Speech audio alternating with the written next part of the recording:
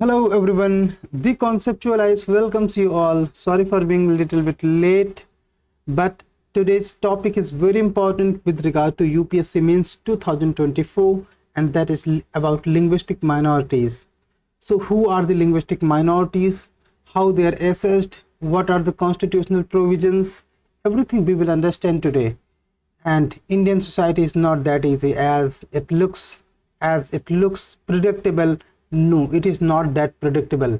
You have to have clearly understanding about how this topic is decided by UPSC, what are the core facts which are designed around this topic, and that is linguistic minority. Very important session. Please keep watch it, and if you are making notes, that is great, and if you are not making notes, no problem. You have to just watch this for this time and one more time with 2x speed as a revision. That will be sufficient for UPSC mains examination for you. So linguistic minority has not been defined in the constitution. So first thing you should know, it is not at all defined in constitution. So who are the linguistic minority? How would we be able to understand who are the linguistic minority? So just the term minority has been defined in section 2 of the National Commission of Minorities Act. That's important one. Fine. So note it with reference to religious minorities only, and this is only about the religious minority and not about the linguistic one. So where it has been defined, section 2 of the National Commission on Minorities, and this is only about the religious minorities and not the linguistic one. So however, TME Pai versus State of Kerala case, see, this is a famous case where Supreme Court has been provided through its order about more about minority and especially linguistic and religious minorities. In TMA Pai versus State of Kerala case, SC has observed that unit of linguistic or religious minorities should be state and not the India as a whole. So one thing you must be very clear. For example, a language is minority in one state and is majority in other state. Still, it will be considered in minority in the state where it has been spoken by lesser number of audience. So in case of South Indian states, especially Tamil Nadu, Kerala and Karnataka, Hindi is a minority language. Why? How can we say that? Because the unit of the recognition of the idea of the minority is state and not whole India, and that's why we know that in Jammu and Kashmir Hindus are minority. In northeastern states mostly Hindus are minority, right? So this is important, and to know that unit of the recognition of language is the state and not India as a whole. Fine, I hope you will remember this. So according to the report of National Commission for Linguistic Minorities, religious and linguistic minorities,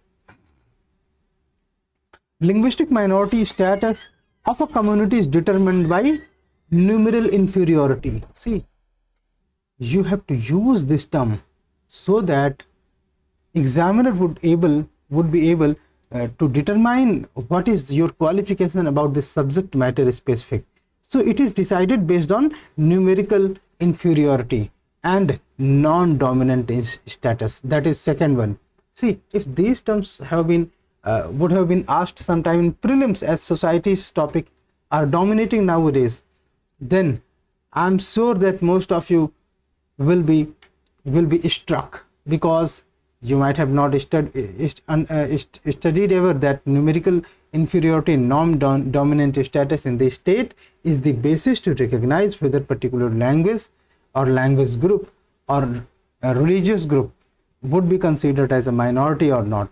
So if they are possessing distinct, and they have to possessing the distinct identity. So if a language group is possessing and religious group having some distinct identity, only then they will be considered as linguistic minority. So what are the issues with linguistic minority? Now we will cover this part, these parts are important when UPSC asks about the issues and challenges about linguistic minority. And issues and challenges are the famous areas where UPSC frequently asks questions. So be ready for next time.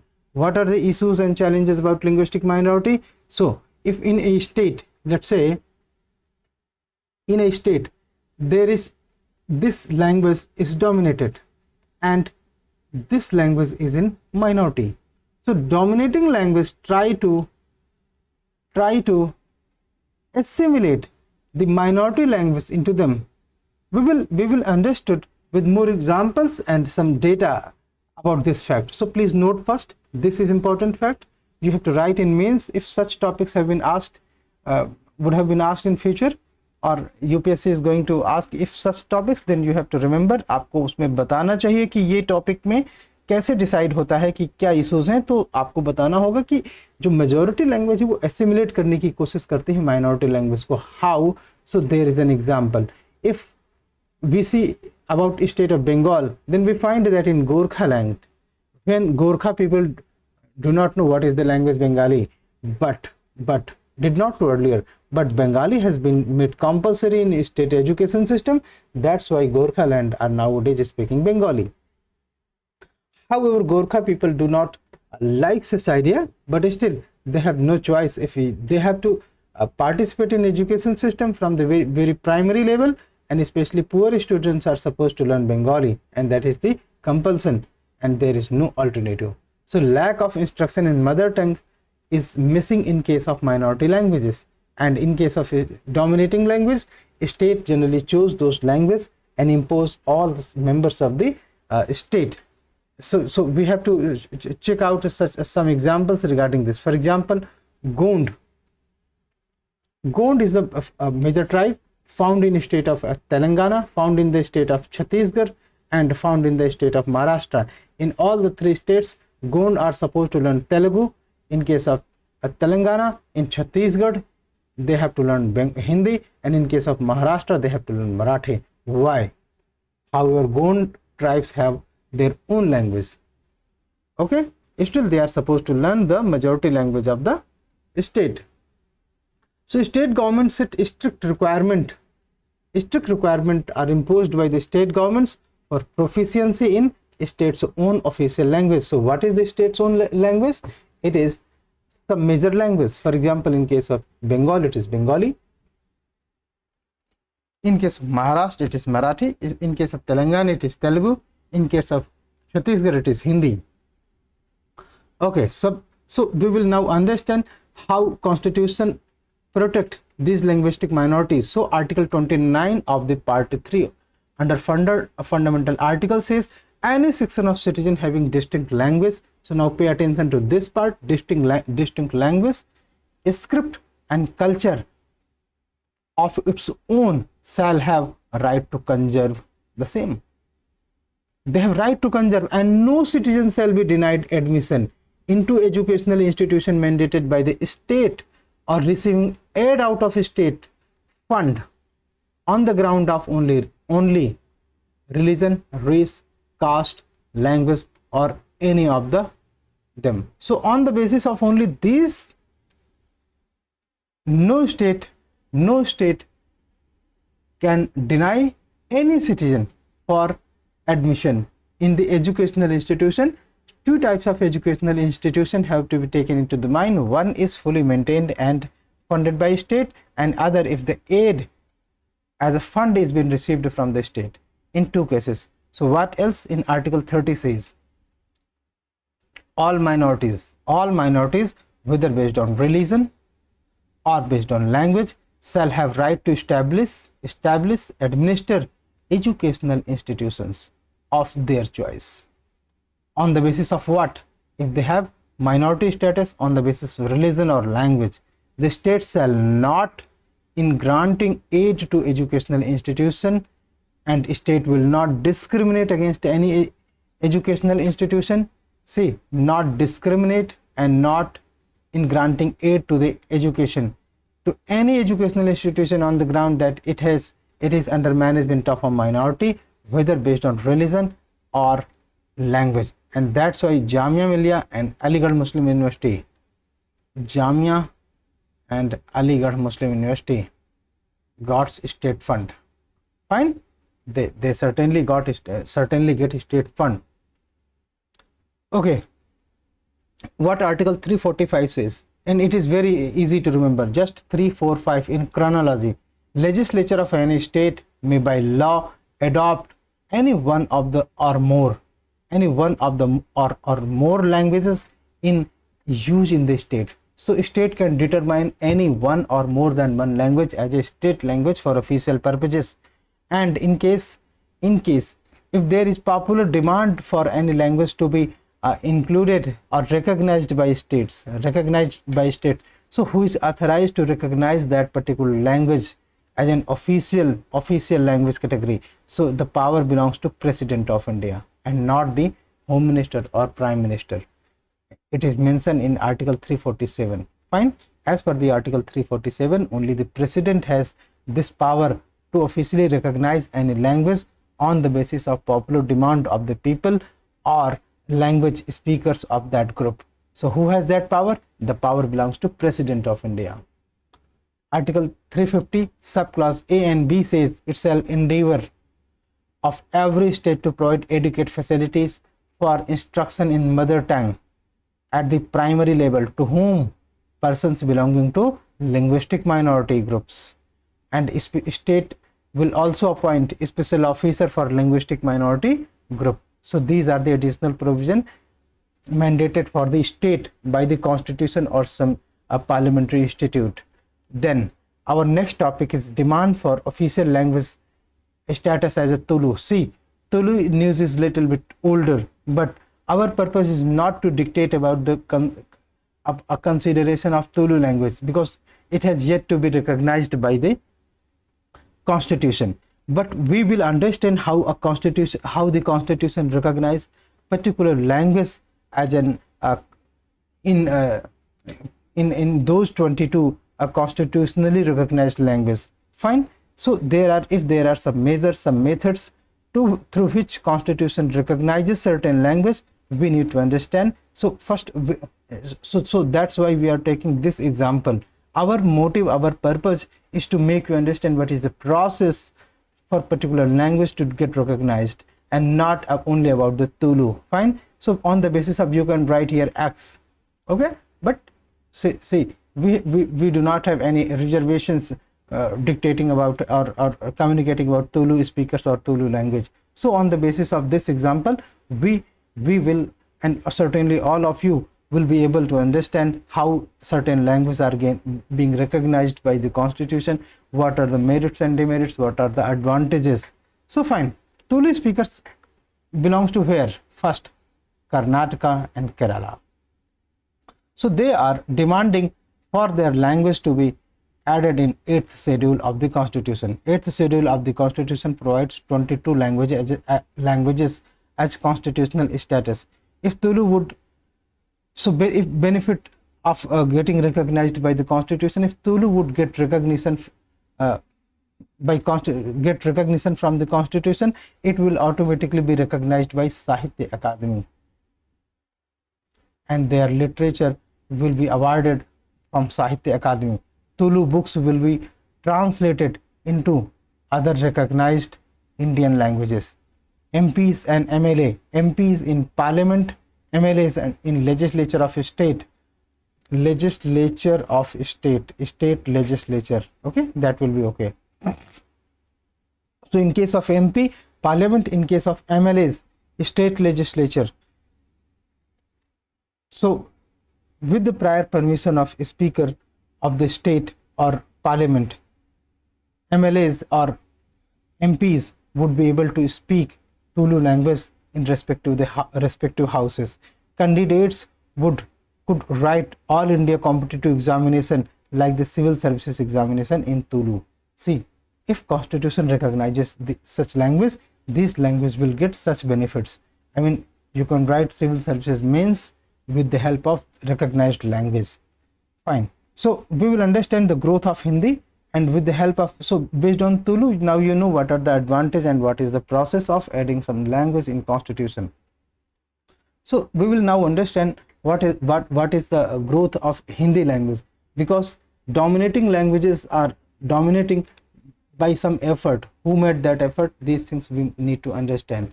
Okay, now we will check them. Hindi is the most widely spoken with 52.8 crore individuals. See, this data is as per the census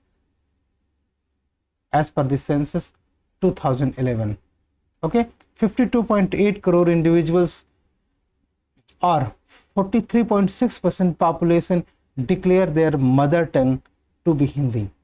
See, if you will ask how many people or what is the percentage of the population in India understand Hindi, either through speaking or through writing or through both, then the number is more than 65%. Okay, but in case of recognizing mother tongue, around 43.6% population, or let's say 52.8 crore population, recognize Hindi as a mother tongue. And the next greatest language is spoken by the greatest strength, that is Bengali, is spoken by 97% of the population, and that is 8% of the percentage of the population. So 97 lakh and 8% of the population belongs to Bengali language group, and it is the second largest speaking category in India. So Hindi has been India's predominant mother tongue over the decades, and its share is in the population rising in every succeeding census. So let's take example of 1971 census. Only 37% Indians used to speak Hindi as their mother tongue, but by the year of 1981, 1991 and later years, in successive census, the percentage of population in 2011 census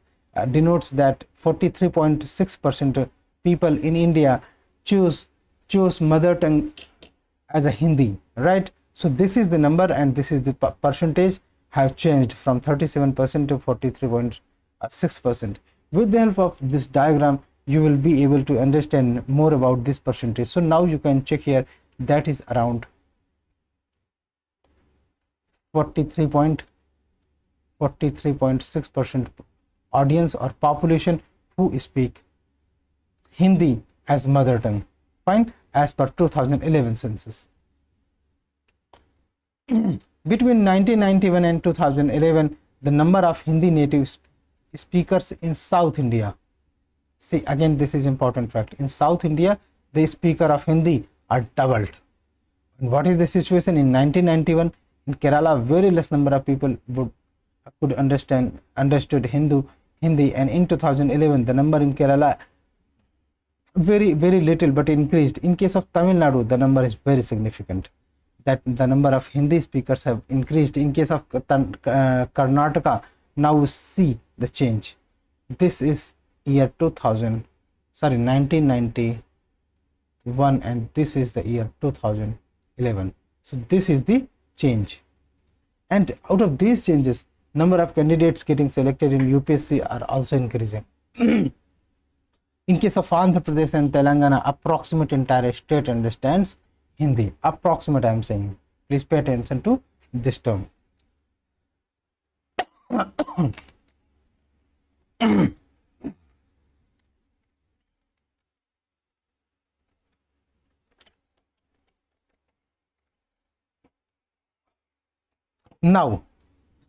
Now we will explain how the rise of Hindi speaking population was remarkable. So one major reason is the population growth, and especially in the state of UP, Bihar, MP, Rajasthan, Jharkhand, the population growth was above national average, and that's why the population have increased for Hindi, and increased migration from Hindi speaking states just like UP, Bihar, Rajasthan and Madhya Pradesh to non-Hindi speaking states accounted for 50% of India's total interstate migration just from these four states. Fine. Keeping in view needs arising from increasing interstate migration and strengthening national integration, national education policy भी कुछ कहना चाहती है, because it is supporting 3 language formula. So we will directly deal with 3 language formula under National Education Policy of 2020. What is 3 language formula? National Education Policy is strictly implementing the 3 language formula. three language formula. The three language formula suggests that only one language can be foreign and two languages have to have been Indian language under this three language formula. But national education policy does not restrict to any particular or specific language to be spoken. But yes, by following constitutional values and especially a directive principle, a state have to recognize at least one language of the state as a language for primary education. Other language can be a foreign language, and third language has to have the Indian one. So in case if there is a state of Bengal and people are learning Bengali and English, so third language can be Hindi, third language can be Telugu, third language can be Tamil, and there's no doubt for that. Fine. So these are the advantages. Fine. This we have finished, and this has promoted multilingualism and promote national unity. It also promote greater flexibility because no language will be imposed by any state. Fine. So concerns regarding three language formula. So cognitive burden for the young children. Why? Because as such there is no additional uses of having or knowing more than one language or two, or see three is too much. So if a candidate understand Hindi and English or Marathi and English or Tamil and English, then उसका काम चल जाने का है. तो ऐसे में cognitive burden डालने का बहुत purpose solve नहीं होता. Poor implementation. Three language formula is generally ignored by many institutions. Backdoor entry, because Tamil Nadu has two language system. Introduction of new policy creates a fear among the people of the Tamil Nadu, because Tamil Nadu में केवल two language formula चलता था. ठीक है. Shortage of non-Hindi teachers. See, if there will not be availability of the faculties teacher who will teach the Hindi language to other audience. Fine. So today is this about, and as you know that we are starting sociology optional session, the optional which delivered most number of bureaucrats, and since 2014 to 23 about every fifth selection was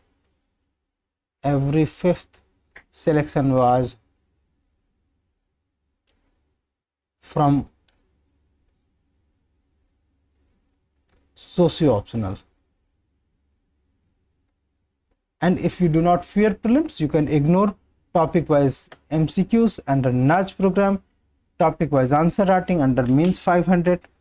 Otherwise you should pay attention to these part. These are very relevant for your selection. Okay, so thank you so much and good night.